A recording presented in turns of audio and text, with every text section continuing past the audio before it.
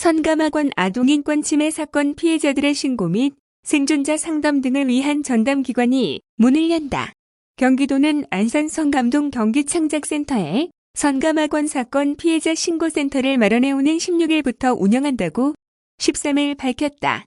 도는 지난달 사업자를 공개 모집해 비영리 민간단체 선감학원 아동피해대책협의회를 수탁기관으로 선정하고 지난달 5일의 수탁 업무 협약을 체결했다. 현재 안산시 단원구 선감동에 위치한 경기창작센터는 선감학원이 있던 자리여서 의미를 더하고 있으며 센터 별칭도 피해자 김영배 회장이 친구를 그리워하는 마음을 담아 섬친구를 그리다로 정했다.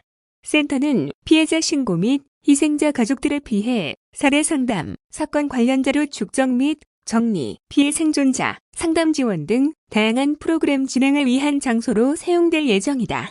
선감학원 피해자나 희생자 가족은 전화 접수를 통해 방문 예약을 한 후 센터에 방문해 피해 신청을 하면 된다.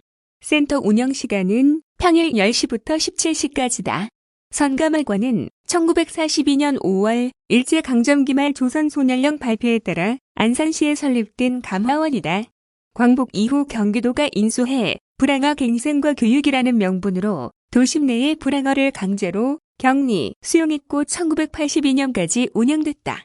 4,700여 명의 소년들이 강제 노약에 투입됐으며 구타, 영양실조 등 인권 유린을 피해 탈출을 시도하다가 많은 소년들이 희생되기도 했다. 이재명 경기도지사는 지난 1월 16일 사회관계망 서비스를 통해 선감학원 아동피해대책협의회 고일해준 부회장 추모글을 올리며 피해자에게 공식 사과를 한 바 있다. 당시 이 지사는 인권 유린이자 행된 선감학원은 경기도가 운영하던 기관으로 도정 최고 책임자로서 책임을 통감하고 피해자 여러분께 사과드린다며 고인의 죽음이 헛되지 않게 피해자 신고센터 설치, 피해자 추모 사업 및 치유 활동은 물론 과거 사법 개정을 촉구하고 진상조사가 제대로 될 수 있도록 경기도의 역할을 해나가겠다고 약속했다. 경기도는 그동안 선감학원 피해자 지원을 위해 희생 자유의 발굴을 위한 사전조사 계획 수립 용역, 피해 지원 및 위령사업위원회 운영, 특별법 제정을 위한 행정안전부 방문과 국회 자료 제공, 선감학원 아동피해대책협의회 비영리 민간단체 등록, 추모문화재 예산 지원 등을 추진해왔고 지난해 4월 선감학원 대책 TF팀을 별도 팀으로 신설했다. 선감학원 사건 진상규명 및 피해자 지원이 탄력을 받기 위해서는 무엇보다 법적 근거가 필요하다는 판단에 따라 현재 경기도는 선감학원 사건 진상조사특별법 제정과 진실과 화해를 위한 과거사 정리기본법 개정안 통과를 위한 노력을 기울이고 있다. 박창구 경기도 인권담당관은 선감학원 사건은 아동 인권 유린이 있었던 대한민국의 아픈 역사다. 센터를 통해 억울하게 피해를 입은 분들의 상처가 조금이나마 치유되기를 바라며 접수된 피해 사례는 법률 재개정 시 피해자 및 희생자의 진상규명을 위한 소중한 자료가 되도록 하겠다고 말했다. 한편 4월 16일 계획됐던 개소식은 코로나19 확산 방지를 위해 잠정적으로 연기하기로 했다. 다음은 경기도형 소부정 육성 전략 관련 뉴스입니다. 경기도가 제조업 허리이자 경쟁력의 핵심 요소인 소재, 부품, 장비 산업의 경쟁력 제고와 국산화를 위한 경기도 소재, 부품, 장비 산업 육성 전략 기본 계획 수립을 추진한다고 13일 밝혔다. 이는 일본 수출 규제에 선제적으로 대응하고 대외 의존형 산업 구조에서 탈피하기 위한 경기도 차원의 마스터 플랜을 수립하기 위한 것이다. 특히 도내 지역 특성에 맞는 소재, 부품, 장비 산업, 자립화의 비전을 제시하고 소부장, 분야 육성을 통한 기술 독립과 경쟁력 향상을 전략적으로 추진하는 데 초점을 뒀다. 이번 기본 계획에는 경기도형 소재, 부품, 장비 혁신 생태계 구축을 목표로 핵심 전략 품목 선정 및 육성, 대중소기업 상생 기반 구축, 산학연 클러스터 촉진 등 3대 전략을 실현하기 위한 구체적 중장기 계획을 담게 된다.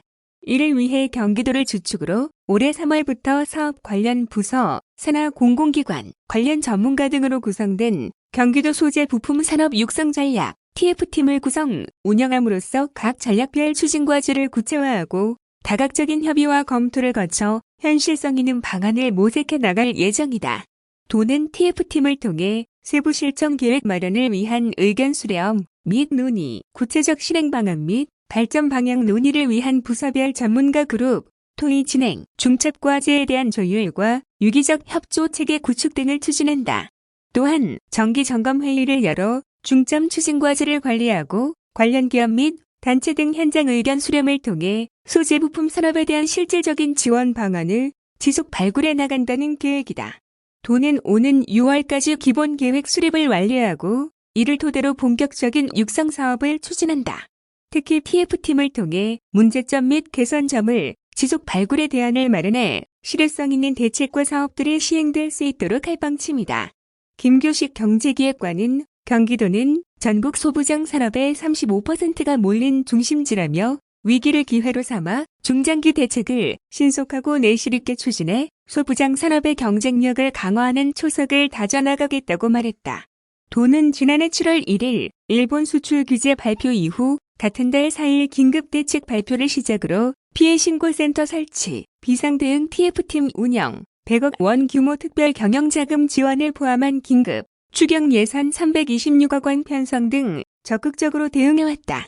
지난해 11월에는 경기도 소재, 부품 산업 육성 조례를 제정해 도내 소재, 부품 산업 육성을 체계적으로 지원할 수 있는 법적 근거도 마련했으며 올 3월 조직 개편을 통해 소재, 부품, 장비 산업, 육성 관련 정책 수립과 민관 협력 방안 조율을 전담할 소재 부품 산업팀을 경제실 특화 기업 지원과 내에 신설했다.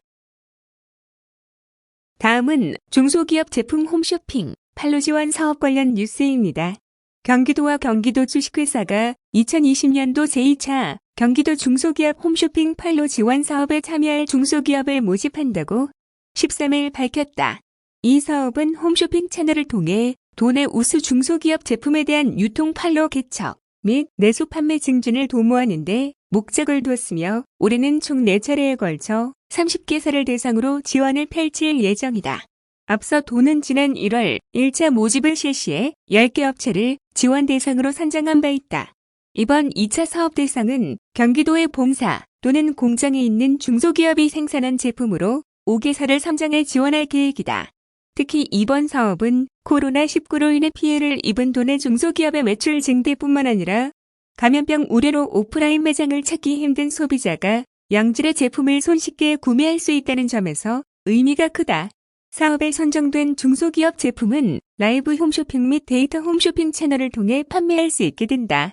참여를 원하는 중소기업은 신청서 등 필수 서류를 작성해 오는 4월 23일 오후 6시까지 담당자 이메일 접수 또는 경기도 주식회사에 우편 접수를 하면 된다.